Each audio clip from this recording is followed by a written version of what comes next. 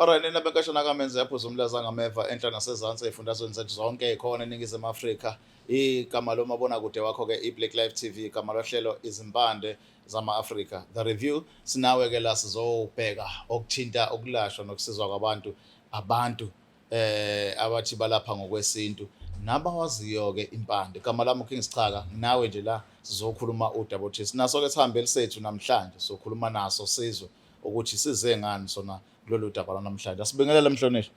Mfowethu, Niyaphila kodwa? siyaphila baba njani? Sikhona. Hayi. Cha, siyabonga ukuthi ufikile unathi la. Imvamisa-ke mase sihleli phansi kanje siduluka ngisho ukhakhaya.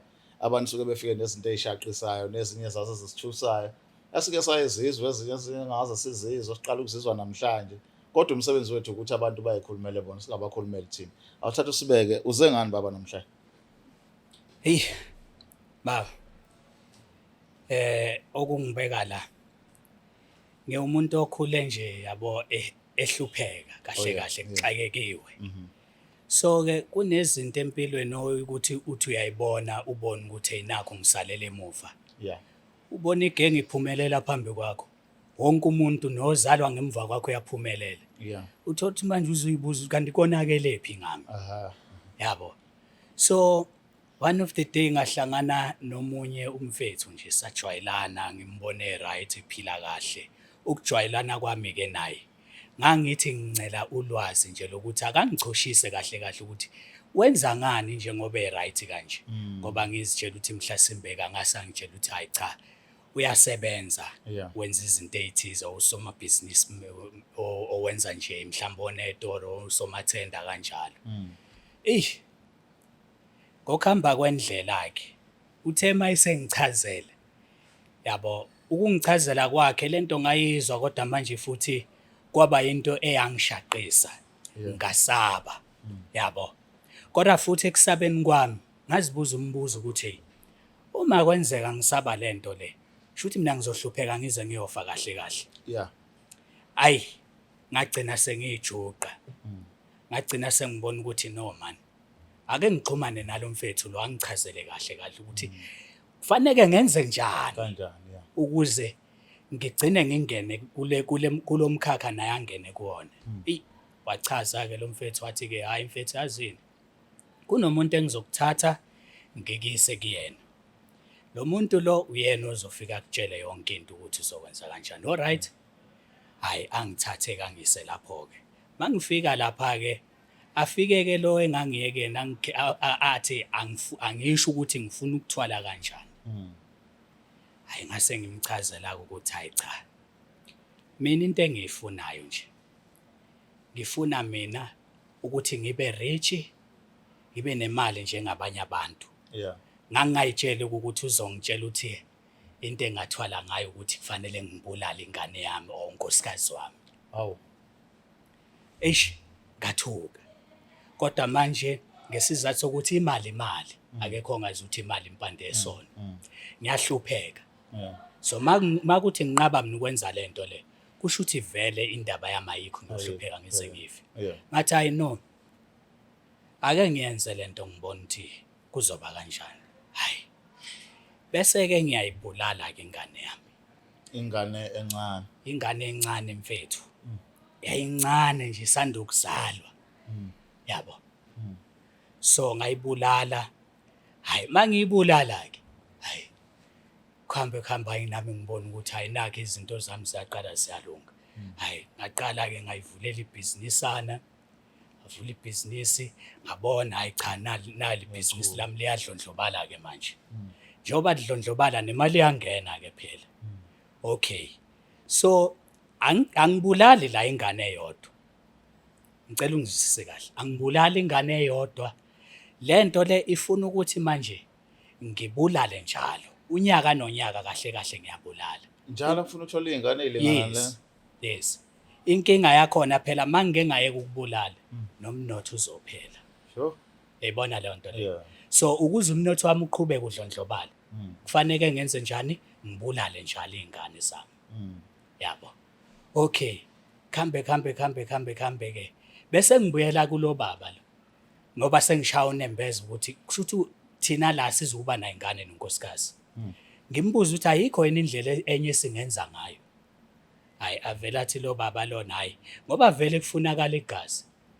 Usangathatha noma iyiphi ingane endaweni. Yayibona leyo nto leyo. So ngesizathu sokuthi ke phela nami ngifuna ukuthi umnotho wami uqhubeke lokhu wanda nje lokhu ngiba nemali. Hayi sengiyaqotha ke manje endaweni lokhu ngiyashaya. Ey manje into engikhathaza kakhulu. Angisathandi. Yona into eseyinkinga lento. Ngiyayenza lento le.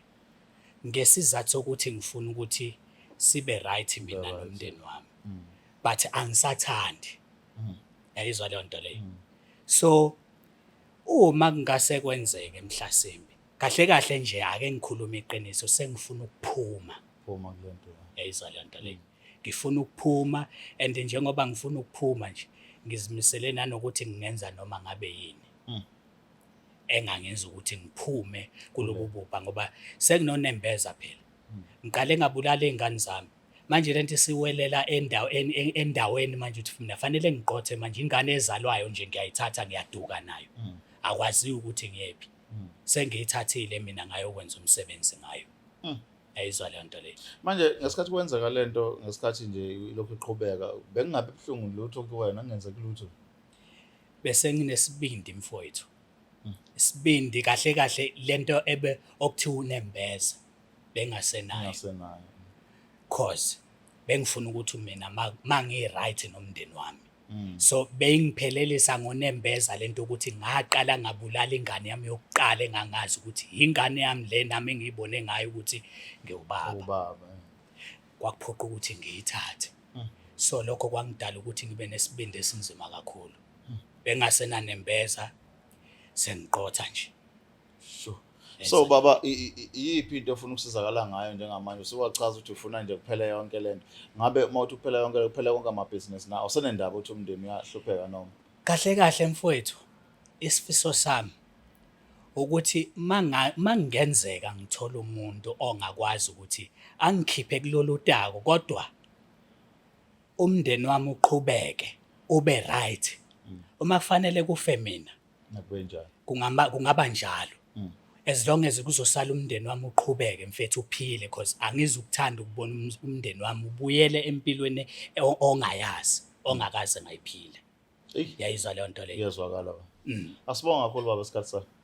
Ngiyabonga baba. Sibonga nodaba lwakho.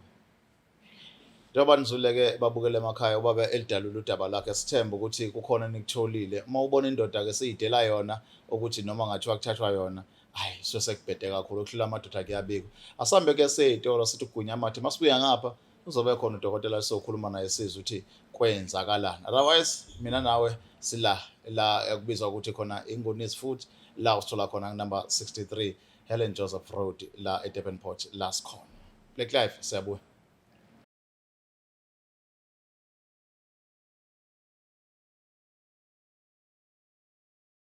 Alright, asibuye ke sinibingelele sasiphinde sabuya sathi kuyogunya amathe. Sigcina ke la besikhuluma nobaba obekade ekhuluma ngenkinga asenayo mayelana nento ayilanda eyayifuna aqothe imbokodo nesisekelo emakhulunywa ngezingane nje. Okhala nanokuthi ke manje usematasa kakhulu nento ezithinta nezingane zomphakathi. Ushilo ke wathi ukusizakala kwakhe noma ngathiwa kuthathwa impilo yakhe akasenendaba. Ufuna nje kuphela umndeni wakhe ungahlupheki kodwa yonke lento idlule. Dokotela babugasa. Awusibingelele kubabukeli beBlaqlife TV, sibingelele nanginamsakaza. Siyavuma sesikhona thina njani ni? Kuyaphileka msakaza. Asibonga. Dokotela siyakhuluma la indaba eshaqisa ikhanda. Mhlambe ukuzwile lokho esiqeda ukukhuluma manje. Amazwi ayaphela. Mawusu indoda sayithi nangempilo yayo nganikela. Awusize dokotela. Nangubaba ekhala. Wanikeza umsebenzi ukuthi uzoba nemali kodwa ke manje kufuneka impilo zezingane. Uthi ngendlela aseqothe ngayo emphakathini naye akasathanda unembeza uyamuhla. Ufuna ke lento ilunge noma ngathi impilo yakhe yathathwa. Ngabe kukhona isidingo sifike empilweni yakhe ukuthi ithathwe ukuze akwazi ukusizakala? Msakazi, ubaba ukhuluma into eshaqisayo. Yabo. Kodwa asikho isidingo sokuthi sengaze athi unikela ngempilo yakhe ukuthi ingathathwa angaze ahambe yena emhlabeni. Ubaba usengaqhubeka aphile. Yabo. Sikhona msakazi induku la ngizomsiza ubaba, ngizomelapha. ngizomsiza nje mahhala futhi akazokhokha mali. Sajabula.